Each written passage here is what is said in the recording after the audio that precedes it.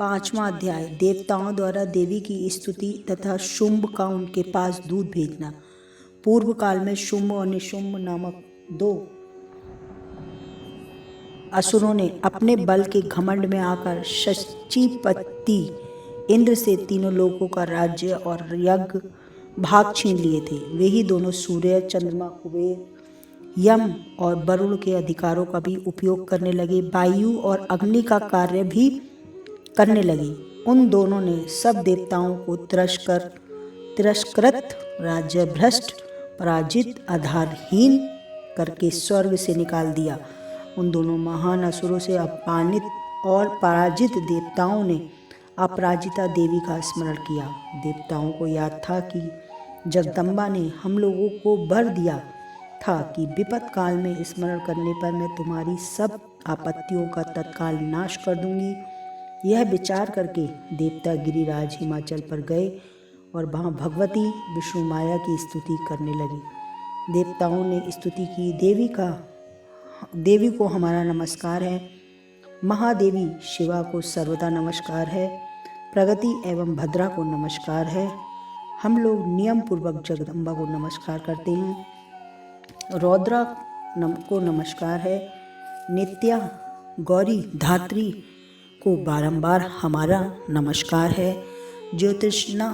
ज्योत्स्नामयी, चंद्र रूपिणी एवं कल्याणमयी देवी को बारंबार नमस्कार है, शरणागतों को कल्याण करने वाली रिद्धि एवं सिद्धि रूपा देवी को हम निरंतर नमस्कार करते हैं, नेत्री राक्षसों की लक्ष्मी, राजाओं की लक्ष्मी तथा सर्वाणी शिव की पत्नी स्वरूपा आप जगदम्बा को बारंबार नमस्कार है, दुर्गा, दुर्गपारा, दुर्गम, संकट से पार उतारने वाली, सारा, सबकी सारभूता, सर्व कारिणी, ख्याति, कृष्णा और धूम्रा देवी को हम सदैव नमस्कार करते हैं। अत्यंत सौम्य तथा रौद्र रूपा देवी को हम नमस्कार करते हैं, उन्हें हमारा बारंबार नमस्कार है। जो देवी सब प्राणियों में विष्णु माया के नाम से कही जाती है उनको नमस्कार है, उनको बारंबार नमस्कार है। जो देवी सब प्राणियों में चेतना कहलाती है उनको नमस्कार है, उनको बारंबार नमस्कार है। जो देवी सब प्राणियों में बुद्धि रूप में स्थित है उनको नमस्कार है, उनको बारंबार नमस्कार है। जो देवी सब प्राणियों में निद्रा रूप में स्थित है उनको नमस्कार है, उनको बारंबार नमस्कार है। जो देवी सब प्राणियों में क्षुधा रूप में विद्यमान है उनको नमस्कार है, उनको बारंबार नमस्कार है। जो देवी सब प्राणियों में छाया रूप में विद्यमान है उनको नमस्कार है, उनको बारंबार नमस्कार है। जो देवी सब प्राणियों में शक्ति रूप में विद्यमान है उनको नमस्कार है, उनको बारंबार नमस्कार है। जो देवी सब प्राणियों में तृष्णा रूप में विद्यमान है उनको नमस्कार है, उनको बारंबार नमस्कार है। जो देवी सब प्राणियों में क्षमा रूप में विद्यमान है उनको नमस्कार है, उनको बारंबार नमस्कार है। जो देवी सब प्राणियों में जाति रूप में विद्यमान है उनको नमस्कार है, उनको बारंबार नमस्कार है। जो देवी सब प्राणियों में लज्जा रूप में विद्यमान है उनको नमस्कार है, उनको बारंबार नमस्कार है।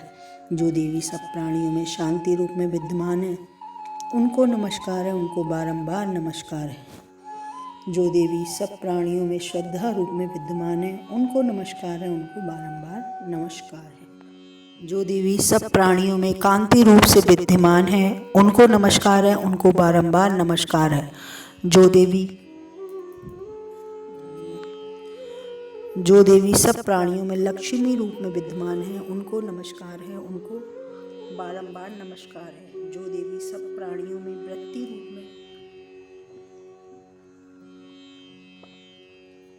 विद्यमान है उनको नमस्कार है, उनको बारंबार नमस्कार है। जो देवी सब प्राणियों में स्मृति रूप में विद्यमान है उनको नमस्कार है, उनको बारंबार नमस्कार है। जो देवी सब प्राणियों में दया रूप में विद्यमान है उनको नमस्कार है, उनको बारंबार नमस्कार है। जो देवी सब प्राणियों में तुष्टि रूप में विद्यमान है उनको नमस्कार है, उनको बारंबार नमस्कार है। जो देवी सब जीवों में माता रूप में विद्यमान है उनको हमारा नमस्कार है, उनको नमस्कार है, उनको बारंबार नमस्कार है। जो देवी सब जीवधारियों में भ्रांति रूप में स्थित हैं उनको नमस्कार है, उनको बारंबार नमस्कार है। जो देवी इंद्रिय वर्ग की अधिष्ठात्री देवी हैं एवं प्राणियों में सदा विद्यमान रहने वाली उस व्याप्ति देवी को हमारा बारंबार नमस्कार है। जो देवी चैतन्य रूप में इस संपूर्ण जगत को व्याप्त करके स्थित हैं, उनको नमस्कार है, उनको बारंबार नमस्कार है। पूर्व काल में इष्ट और अभिष्ट प्राप्ति होने से देवताओं ने जिनकी स्तुति की तथा इंद्र ने बहुत दिनों तक जिनकी सेवा की थी, वह कल्याण की साधना भूता ईश्वरी हमारा कल्याण और शुभ करे तथा हमारी सारी आपत्तियों का नाश कर डाले। उद्दंड दैत्यों से पीड़ित हम सभी देवता जिन परमेश्वरी को इस समय नमस्कार करते हैं तथा जो भक्ति से विनम्र पुरुषों द्वारा स्मरण की जाने वाली तत्काल ही संपूर्ण विपत्तियों का नाश कर देती है, वे जगदम्बा जगन माता हमारा संकट दूर करें। माता को बारंबार नमस्कार है। महर्षि आगे कहने लगे, राजन, इस प्रकार जब देवता स्तुति कर रहे थे उस समय पार्वती देवी गंगा जी के जल में स्नान करने के लिए वहां आई। उस सुंदर भाव वाली भगवती ने देवताओं से पूछा, आप यहाँ किसकी स्तुति कर रहे हैं? तब उन्हीं के शरीर के कोष से प्रकट हुई शिवा बोली, शुंभ दैत्य अपमानित और युद्ध में निशुंभ से विजित होकर यहाँ एकत्र हुए ये समस्त देवता मेरी ही स्तुति कर रहे हैं। पार्वती जी के शरीर कोष से अंबिका का प्रादुर्भाव हुआ, इसीलिए वह समस्त लोकों में कौशिकी कही गई। कौशिकी के प्रकट होने के बाद पार्वती जी का शरीर काले रंग का हो गया, अतः वे हिमाचल में रहने वाली कालिका देवी के नाम से प्रसिद्ध हुई। तदंतर शुंभ निशुंभ के भृत्य चंड मुंड वहां आए। उन्होंने अत्यंत मनोहर रूप धारण करने वाली अंबिका देवी को देखा। दैत्य शुंभ निशुंभ के सेवक चंड और मुंड शुंभ के पास आकर बोले, महाराज, एक अत्यंत मनोहर स्थिति जो अपनी दिव्य कांति से हिमाचल को आलोकित कर रही है, वैसा उत्तम रूप कहीं किसी ने भी नहीं देखा। वह स्त्रियों में रत्न है, उसका प्रत्येक अंग बहुत ही सुंदर तथा वह अपने श्री अंगों की कांति से संपूर्ण दिशा को प्रकाश फैला रही है। असुरेश्वर वह हिमाचल पर ही विद्यमान है, आप उसे स्वयं भी देख सकते हैं। प्रभु, तीनों लोकों में मणि, हाथी, घोड़े आदि जितने भी रत्न हैं, आप सब इस समय आपके घर में शोभा पाते हैं। हाथियों में रत्नभूत ऐरावत, परिजात का वृक्ष और उच्चेश्वरा घोड़ा, ये सब आपने इंद्र से ले लिए। हंसों से जुता हुआ ब्रह्मा, ये विमान आपके आंगन में शोभा पाता है। यह महापद्म नामक निधि आप कुबेर से छीन लाए। समुद्र ने आपको केशरों से सुशोभित की नामक माला भेंट की, जिसके कमल कभी मुँह कुमलाते नहीं। सुवर्ण की वर्षा करने वाला वरुण का छत्र भी आपके घर में शोभा पाता है। तब यह श्रेष्ठ रथ जो पहले प्रजापति के अधिकार में था, अब आपके पास मौजूद है। दैत्येश्वर मृत्यु की उत्तरकांदिता वाली शक्ति भी आपने छीन ली। तब वरुण का पाश और समुद्र में होने वाले सब प्रकार के रत्न भी आपके भाई निशुंभ के अधिकार में हैं। अग्नि ने भी स्वतः शुद्ध किए हुए 2 दिव्य वस्त्र आपकी सेवा में भेंट किए। दैत्यराज, इस प्रकार सभी रत्न आपने एकत्रित कर लिए हैं। फिर स्त्रियों में रत्न रूप कल्याणमयी जो यह देवी है, आप क्यों नहीं अपने अधिकार में ले लेते? चंडमुंड के ये वचन सुनकर शुंभ ने महादैत्य सुग्रीव को दूत बनाकर भेजा और कहा, तुम मेरी आज्ञा से उनसे ये बातें जाकर कहो। ऐसा उपाय करो जिससे वह प्रसन्न होकर शीघ्र ही यहाँ आए।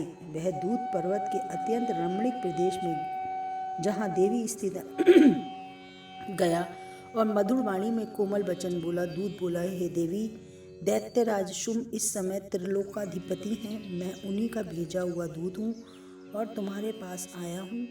उनकी आज्ञा सदा देवता एक स्वर से मानते हैं, कोई उनका उल्लंघन नहीं कर सकता। वे संपूर्ण देवताओं को पराजित कर चुके हैं। उन्होंने तुम्हारे लिए संदेश दिया है, उसे सुनो। उन्होंने कहा है, तीनों लोक मेरे अधीन चलते हैं और संपूर्ण यज्ञों के सभी भागों को मैं ही पृथक पृथक भोगता हूँ। तीनों लोकों में जितने भी श्रेष्ठ रत्न हैं, वे सब मेरे अधिकार में है।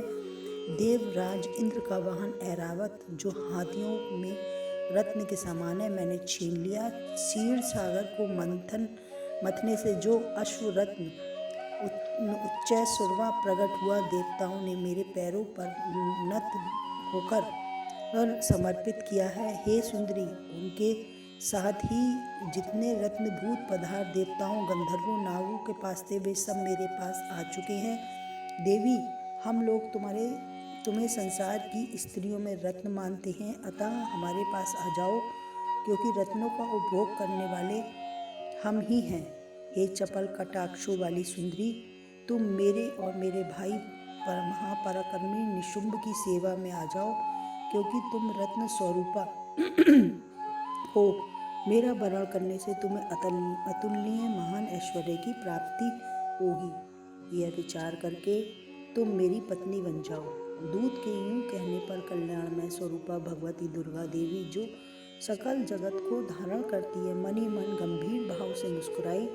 देवी ने कहा, दूत, तुम सत्य कहते हो, इसमें लेश मात्र भी झूठ नहीं कि शुंभ तीनों लोकों का स्वामी है और निशुंभ भी उसके समान बली है। किंतु इस विषय में मैंने जो प्रतिज्ञा कर ली है, मैं कैसे मिथ्या करूं? मैंने अपनी स्वल्प बुद्धि के कारण पहले से जो प्रतिज्ञा कर रखी है उसे सुनो। जो मुझे संग्राम में जीत लेगा, जो मेरे मद को चूर्ण कर देगा तथा इस संसार में मेरे समान बली होगा, वही मेरा वरण करेगा। इसलिए शुंभ अथवा महादैत्य निशुंभ स्वयं ही यहाँ पधारे, मुझे जीत कर शीघ्र मेरा हस्त ग्रहण कर लें। इसमें विलंब की क्या आवश्यकता है? तो दूत बोला, देवी, तुम घमंड से भरी हो, मेरे सामने ऐसी बातें ना करो। त्रिलोकी में कौन सा ऐसा पुरुष है जो शुंभ निशुंभ का सामना कर सके? देवी, अन्य दैत्यों के समान भी सारे देवता मिलकर भी युद्ध में ना ठहर सकते, फिर तुम अकेली स्त्री होकर कैसे ठहर सकती हो? जिन शुंभ आदि दैत्यों के सामने इंद्र आदि देवता भी युद्ध में खड़े नहीं हुए, उनके सामने तुम स्त्री होकर कैसे लड़ोगी? इसीलिए तुम मेरे कहने से शुंभ निशुंभ के पास चले जाओ। इसलिए तुम मेरे ही कहने से शुंभ निशुंभ, ऐसा करने से तुम्हारे गौरव की रक्षा होगी। अन्यथा जब वे तुम्हारे केशों को पकड़कर तुम्हें घसीटेंगे, तब तुम्हें अपनी प्रतिष्ठा खोकर जाना पड़ेगा। देवी ने कहा, तुम्हारा कहना ठीक है, शुंभ बलवान है, निशुंभ भी पराक्रमी है, किंतु मैं क्या करूं? मैंने पहले बिना सोचे समझे प्रतिज्ञा जो कर ली, अब तुम जाओ। मैंने तुमसे जो कुछ कहा है वह सब असुरराज से आदरपूर्वक कहना, फिर उन्हें जो उचित जान पड़े करें। इति श्री देवी दूत संवाद नामक 5वां अध्याय समाप्त। वीडियो अच्छा लगे तो प्लीज़ सब्सक्राइब, लाइक जरूर करें।